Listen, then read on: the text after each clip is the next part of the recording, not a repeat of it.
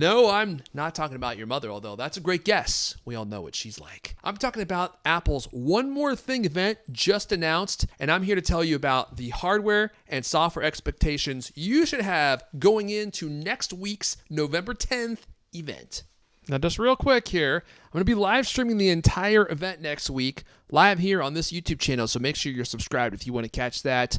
I'll also be tweeting about it, so follow me on Twitter at Erfon, E-R-F-O-N, if you want to watch me react in real time to everything Apple announces. And there is going to be some good stuff announced here. I think first and foremost, we know that new Macs are definitely on the way. According to Poet and Apple Leaker, a guy that you probably have never heard of, Love to Dream. He has one of the most accurate leaker records of anyone out there. I think he's in like fourth place, 88.5% accurate. What a weird guy this guy is. I love him. Like I said, he's very poetic in his tweets. He clearly loves Tom and Jerry, which is not a cartoon that I've watched in like 30 years. But hey, the guy is accurate, and that's what matters. So Love to Dream is saying 13-inch times 2. Either that means we're getting a 26-inch MacBook, or maybe there are 2 MacBooks on the way, which I think is probably more likely. We already know that we're getting Apple's Silicon before the end of the year. Craig Federighi said that. I think we're going to get a lower performing MacBook here, and we're also going to get something with a little bit more power. I'm thinking like a 13-inch MacBook Pro, or maybe the long-rumored MacBook Pro with the 14-inch screen. So here's where things are going to start getting interesting. I think the new MacBook is probably going to be running the A14 chip.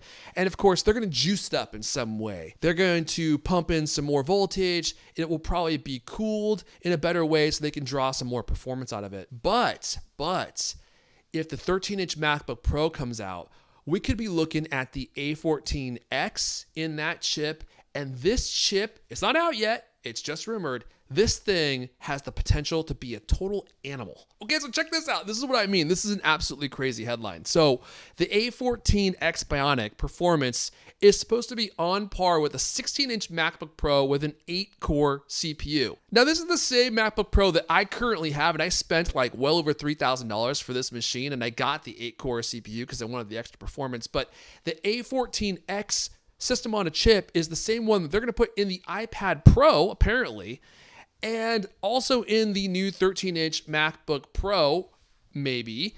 And if they do that, then the iPad is going to be about as fast from a CPU perspective as the new 16-inch 8-core MacBook Pro. But imagine them putting that chip in the 13-inch MacBook Pro where they can sufficiently cool it, right? Because in the iPad, it's just passively cooled, but in the 13-inch MacBook Pro, it's going to have fans on it. That gives you an idea of just how ridiculously powerful this new Apple Silicon is probably going to be. Now, the other thing you could probably expect is new iPad Pros. I've got an iPad Pro.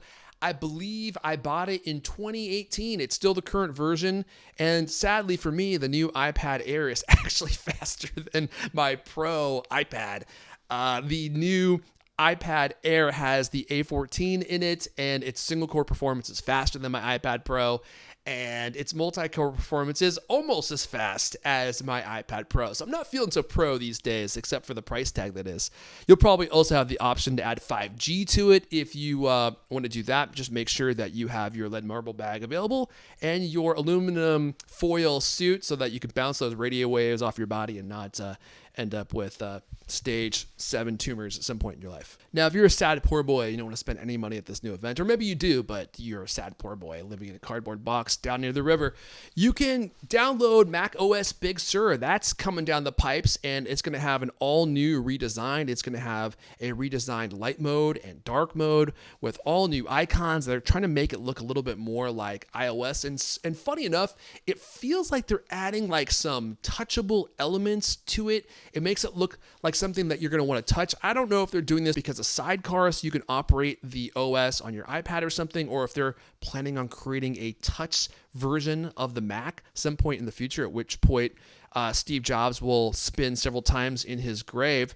But it is going to look much prettier, and new icons, new sounds, so you'll get to enjoy that for free as long as you have a Mac, which, you know, is going to cost you between $1,000 to $5,000. As long as you've got that free OS just for you, no charge. The other thing we're going to be seeing is a new version of Final Cut Pro. As a Final Cut Pro user, that's very exciting to me. I love the design of the new little icon there. I think it's very beautiful. Thank you, Craig, for that.